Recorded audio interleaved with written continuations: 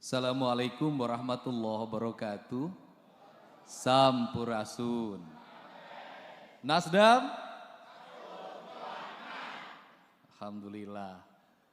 Saya mengucapkan terima kasih, selamat datang. Ini senior saya, waktu saya mengikuti latihan kader 1 Himpunan Mahasiswa Islam, calon cabang persiapan Purwakarta, Kak Saan Mustofa. Saya adalah murid dia, dulu beliau ketua bidang PTKP di HMI cabang Bandung. Saya waktu itu mengikuti pelatihan pendidikan konsolidasi massa. Biasanya Kang Saan ngajarin cara demonstrasi.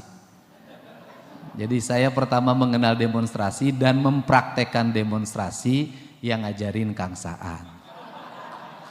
Alhamdulillah, dan sampai sekarang Kang Saan itu walaupun sudah menjadi pejabat tinggi negara, kedudukannya bergengsi, tetapi tetap wajahnya wajah demonstran. Kurus, wajahnya jarang ke salon, tidak glowing seperti Pak Sabil lah.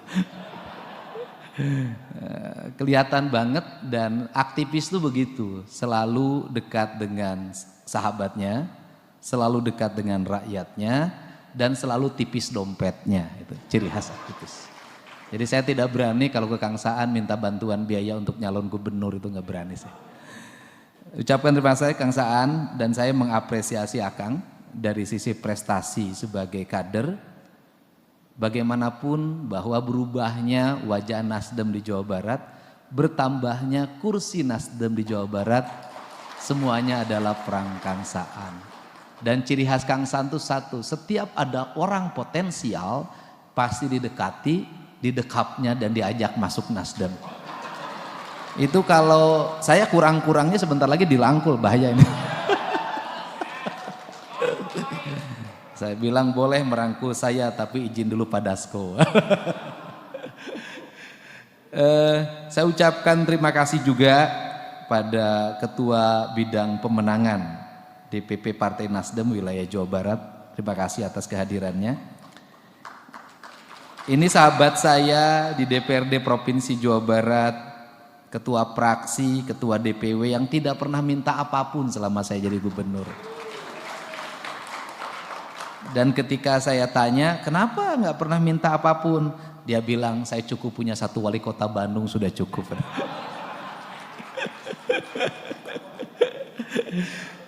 Saya ucapkan terima kasih. Nasdem adalah mitra pemerintah Provinsi Jawa Barat. Kalau hari ini taruhlah dianggap ya, saya tidak merasa berhasil, pembangunan Jawa Barat relatif menonjol, relatif diperbincangkan, karena tidak ada hari tanpa perbincangan tentang Jawa Barat. Seminggu yang lalu orang memperbincangkan perubahan cara bayar pajak, nggak usah menyertakan KTP pemilik pertama kendaraan bermotor, yang sekarang menjadi kebijakan nasional.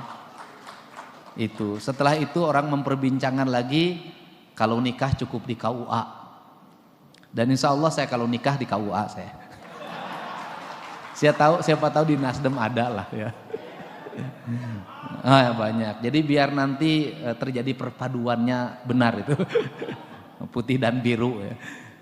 Dan setelah itu orang membicarakan halaman gedung sate, dan ada salah komunikasi yang disebut dalam pemahaman saya, gedung satenya diperluas sehingga terintegrasi antara gazebo dengan gedung sate. Tidak terkesan gazebo itu pelatarannya full man, tetapi namanya birokrat itu bahasanya selalu menggunakan bahasa administratif.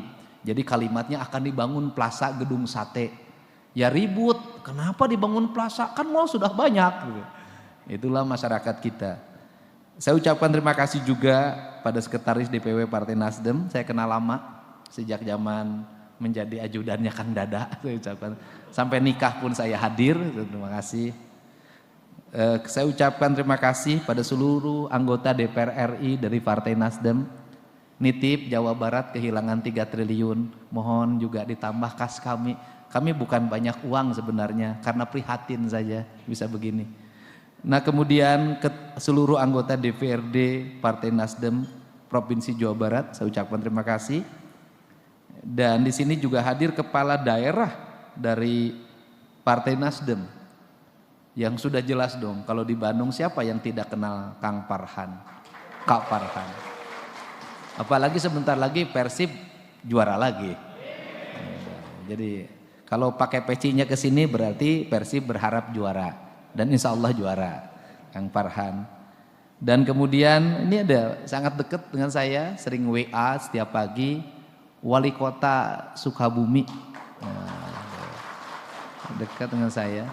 Terus juga sebenarnya dekat juga, saya sering ngingetin tiap pagi WA, cuman suka agak telat jawabnya, Bupati Indramayu. Susah ngikutin saya, bangunnya jam 4. Udah datang belum? Ya. Kemudian ada Wakil Bupati Karawang. Ya, kalau di Karawang Nasdemnya nggak usah diperjuangkan lagi, sudah ada mbahnya di sana. Kemudian juga saya ucapkan terima kasih pada Kepala Kesbangpol, terima kasih Kepala Diskominfo. Spirit setiap partai politik kan sama dengan spirit kepemimpinan, menginginkan bahwa negeri ini mengalami perubahan. Menginginkan negeri ini demokratisasinya terbuka dan menginginkan negeri ini menuju arah yang lebih baik, arah yang berkemajuan. Untuk itu yang pertama saya mengucapkan terima kasih. Partai Nasdem sudah menjadi bagian dari pemerintah Provinsi Jawa Barat untuk terus memberikan kontribusi yang terbaik bagi kepentingan masyarakat Jawa Barat. Kita tahu bahwa 1/5 urusan Indonesia itu ada di Jawa Barat. Penduduknya 51 juta lebih, 51,5 juta. Tetapi dalam hitungan saya, itu kan sensus yang dulu. Bisa jadi penduduk Jawa Barat itu 54 juta. 54 juta itu pasti memerlukan ruang hidup yang terbuka. Dan kita paham semakin sini ruangnya semakin sempit. Industrialisasi, kemudian juga pertumbuhan pendidikan, pertumbuhan perkotaan, semakin menyempitnya ruang terbuka hijau, semakin terdegradasinya lingkungan, kemudian multidimensi manusia datang ke Provinsi Jawa Barat melahirkan keanekaragaman karakter yang harus dikelola secara arif dan bijaksana. Tetapi dari sisi prinsip saya sampaikan bahwa pemerintah Provinsi Jawa Barat memiliki komitmen yang kuat terhadap 4 hal. Yang pertama adalah mengembalikan kembali jati diri masyarakat Jawa Barat yang memiliki 4 dimensi kebudayaan. Mengembalikan Jawa Barat dalam budaya Sunda Kulon, mengembalikan Jawa Barat dalam budaya Sunda Priangan, mengembalikan Jawa Barat dalam budaya Sunda Cirebon, dan mengembalikan Jawa Barat dalam Sunda Betawi. Keempat hal ini harus mendapat ruang yang terbuka yang nanti punya implikasi yang luas terhadap satu penataan ruang. Karena ini Kang Saan concern di sini, penataan ruang yang terbuka sehingga saya berusaha di perubahan tata ruang sekarang mengembalikan kembali ruang-ruang kemanusiaan, ruang-ruang ekologi untuk membangun harmoni antara manusia dan lingkungannya, karena dalam 3 tahun terakhir terjadi perubahan tata ruang di Provinsi Jawa Barat, di mana Provinsi Jawa Barat dirubah 1,5 juta hektar ruang terbuka hijau dirubah menjadi kawasan komersial, kawasan perumahan, dan kawasan-kawasan lainnya. Dampaknya adalah efek domino bencana itu terjadi secara masif. Banjir terjadi di Karawang, banjir terjadi di Bekasi, banjir terjadi di sebagian Bogor, banjir dan longsor terjadi di Sukabumi, banjir terjadi di kota Bandung, sebagian di Kabupaten Bandung, di Indramayu, bahkan sekarang banjir sudah melanda Tasik dan Ciamis. Untuk itu komitmennya sekarang Pemda melakukan tata ruang untuk dikembalikan kembali ruang-ruang terbuka hijau itu. Karena apa? Karena ruang terbuka hijau adalah mitigasi untuk membangun kearifan dan harmoni lingkungan. Itu yang pertama. Yang kedua, ini spiritnya sama karena saya lama dekat dengan Pak Surya. Di sini saya dulu sering menemani ketika beliau partainya belum sebesar sekarang. Suka nemani dangdutan di sini bertiga sama Bu Reri. Pesan beliau adalah memperjuangkan tentang nasionalisme di mana setiap manusia memiliki kebebasan untuk beragama secara terbuka. Saya sering mendapat telepon dari Bu Reri, pasti isunya adalah isu keagamaan. Kok di sini kenapa ada di sini? Di sini kenapa ada di sini? Di sini kenapa? Saya selalu menjelaskan. Untuk itu Jawa Barat itu lama menjadi daerah yang banyak sekali orang yang merasa keyakinannya sebuah kebenaran sehingga dia harus dipaksakan pada yang lain mengikuti arah dan pikirannya. Sehingga intoleransi menjadi isu sensitif. Nah, dalam perspektif ini saya selalu ingin berusaha bahwa hak beragama, hak berkeyakinan merupakan hak individual yang tidak boleh dipaksa oleh orang lain untuk, ya selamat datang Pak Luki. Enggak apa-apa Pak, baru telat 1 jam aman Pak. Untuk dilaksanakan secara berkeadilan. Maka masih terjadi tapi ruang lingkupnya sudah semakin kecil. Kemudian yang ketiga adalah membangun ruang kesetaraan. Makanya kalau kalimatnya KDM Bapak Aing itu sebenarnya secara filosofi saya sedang membangun ruang kesetaraan. Ruang kesetaraannya apa? Karena dalam tingkatan manusia di Sunda itu tingkatan pertama tingkatan pengabdian, orang nyebutnya abdi. Maka dia abdi itu sifatnya ngadunungan, artinya ada orang yang lebih tinggi dari dia yang dihormati. Maka saya memilih tagline Aing. Kenapa Aing? Karena ini mencerminkan bahwa manusia Jawa Barat sudah bukan lagi manusia yang tersubordinasi oleh cara berpikirnya orang lain, bukan bagian dari kebudayaannya orang lain, tapi dia manusia yang merdeka, yang bisa menyatakan diri dia setara. Nah, kesetaraan itu bisa dibuktikan dengan Kang Saan sudah bisa menjadi wakil ketua DPR RI. Artinya orang Sunda setara. Jadi orang Karawang, siapa itu Kasaan, itu kakak Aing kan gitu loh. Udah setara. Nah, cuman hebatnya Kang Saan itu satu, kalau orang Karawang, Bekasi itu kan kalau terjadi peningkatan jabatan, peningkatan keuangan diiringi oleh peningkatan jumlah istri biasanya. Nah, Kang Saan tuh saya lihat tidak melakukan itu gitu. Dan saya belum pernah mendengar Kang Saan punya pacar, tuh belum pernah. Atau mungkin Kang Saan sudah terlatih sehingga sangat rapih gitu. Tapi saya percaya Kang Saan tidak mungkin melakukan itu. Biarkanlah menjadi laki nakal cuman saya sendiri. Nah, itu adalah kesetaraan. Nah, di balik itu perspektifnya ini juga nanti bahasan kita bersama adalah distribusi keadilan. Maka distribusi keadilan, Pemprov Jabar 1 ingin mendorong kesetaraan di bidang pendidikan. Kesetaraannya itu hampir lama Pemprov Jabar tidak punya orientasi yang cukup kuat terhadap distribusi kesetaraan pendidikan. Jadi ini pada Pak Wahyu mantan Kadisdik, barangkali dalam waktu 5 tahun ke belakang anggaran untuk membangun ruang kelas baru, sekolah baru sangat minim, bahkan pernah 0. Sedangkan penduduk Jawa Barat, Indramayu, memiliki jumlah penduduk yang sangat banyak. Kesetaraan pendidikannya masih harus ditingkatkan, terutama perempuan.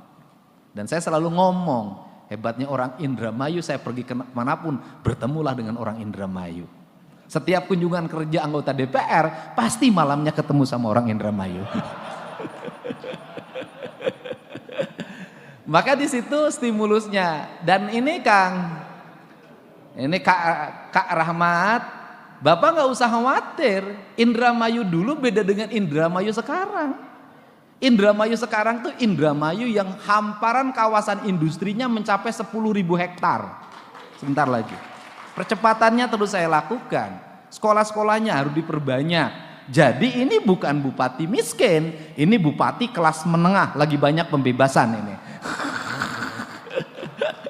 Nah, kesetaraan itu tidak ada jalan lain kecuali lewat pendidikan. Maka kemarin sempat kontroversi ketika saya meminta satu ruang kelas 50 orang daripada enggak sekolah. Tapi dalam perencanaan sekarang jauh lebih tertata, di mana kita punya dua kebijakan. Satu, sekolah negeri harus tersebar secara merata. Dan yang paling menarik di Jawa Barat ini, kekurangan sekolah itu bukan di pedesaan.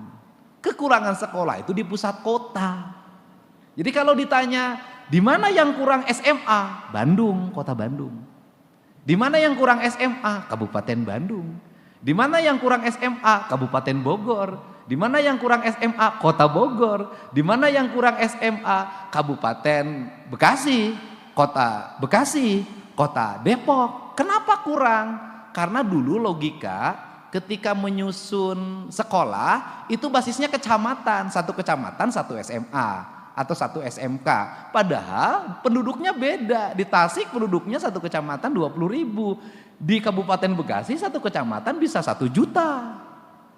Nah, sehingga ini dua kebijakan. Kebijakan yang berikutnya adalah setiap warga Jawa Barat yang tingkat ekonominya menengah ke bawah, sekolah di swasta dibiayai oleh pemerintah Provinsi Jawa Barat. Manakala sekolah negeri sudah tidak bisa menampung. Ini kesetaraan. Kemudian yang terakhir dari kesetaraan itu adalah, ini penting, kita harus meraih ruang kelas menengah baru, Pak. Jadi kalau ngomong ini Kang Saan, kalau ngomongin industri di Karawang, selama manajer HRD-nya bukan orang Karawang, di Bekasi selama manajer HRD-nya bukan orang Bekasi, ya orang Bekasi tidak akan bisa mendominasi. Karena bagaimanapun orang pasti ingat kampung halamannya. Kang Saan ketika di Nasdem pasti banyak HMI-nya. Itu bisa saja. Nah, kita nggak boleh juga nyalahin. Untuk itu caranya adalah kita hari ini berkomitmen menyekolahkan anak-anak Jawa Barat di sekolah-sekolah khusus pendidikan diploma untuk mengejar target agar mereka menjadi kelas menengah industri dengan istilah sekolah manajer. Dan ini saya lagi mendata sehingga dalam 3 tahun ke depan lahir kelas menengah baru. Ini dan seluruh rangkaian cita-cita, dan terakhir adalah distribusi keadilan dalam pendistribusian anggaran. Sehingga infrastruktur jalan mulai tahun ini, tahun depan dan seterusnya, seluruh jalan desa segera dibangun oleh pemerintah Provinsi Jawa Barat. Itu didistribusi agar berkeadilan. Nah, kenapa cerita itu? Kang Saan pasti tahu, karena selama ini di Jawa Barat tidak terjadi distribusi keuangan secara merata. Terjadi penumpukan uang hanya pada wilayah tertentu. Seingat saya ketika jadi bupati, dulu saya pernah menjadi bupati selama 5 tahun tidak mendapat bantuan keuangan gubernur, bahkan pernah di nol. Kenapa? Selama ini bantuan keuangannya biasanya numpuk di Garut dan di Kabupaten Tasik. Dua itu.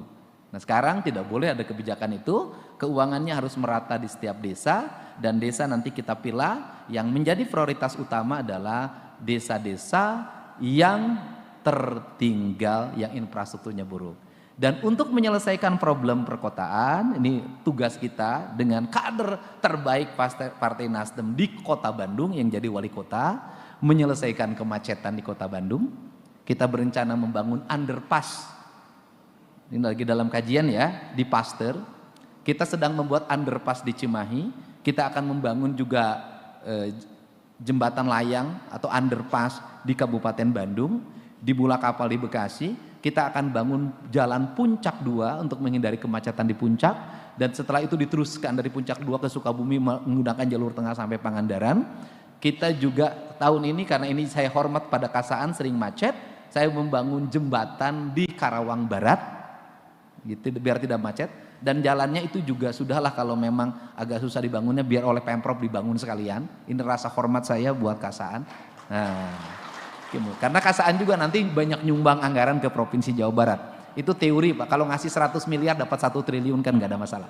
Nah, kemudian juga kita akan terus mendorong infrastruktur pengembangan di wilayah-wilayah Cirebon, Majalengka, Kuningan, dan ini cara untuk mempercepat pembangunan Jawa Barat. Sehingga kita ingin Jawa Barat menjadi provinsi yang dihormati karena kemampuan pengelolaan fiskalnya, dihormati karena perkembangan industrinya, dihormati karena kemampuan pendidikannya, dihormati karena peningkatan kualitas sumber daya ekonomi masyarakatnya, dihormati karena seluruh produktivitasnya. Sehingga jujur saya tidak ingin lagi mendengar ke depan Jawa Barat jadi tempatnya kawin kontrak di wilayah Cianjur, Sukabumi, dan Bogor. Nah, ini kan brand yang harus segera dihapus.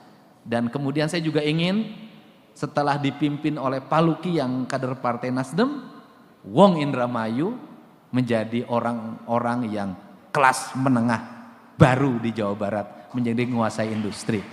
Saya mengucapkan terima kasih ya, terima kasih, dan pendidikannya meningkat, kemiskinannya terselesaikan. Untuk itu saya ucap terima kasih Kasaan, saya mohon maaf yang sebesar-besarnya kalau pembicaraannya berlebihan. Semoga Nasdem terus mengibarkan sayapnya, mengembangkan cahayanya, membangun postur kekuatan partainya menjadi partai besar, dan tadi ingin 3 besar, kita doakan semoga berhasil. Insya Allah kalau selalu berdampingan dengan yang baju putih, kebagian elektoralnya. Terima kasih. Wallahu muwaffiq ila aqwamit thoriq. Assalamualaikum warahmatullahi wabarakatuh. Sampurasun.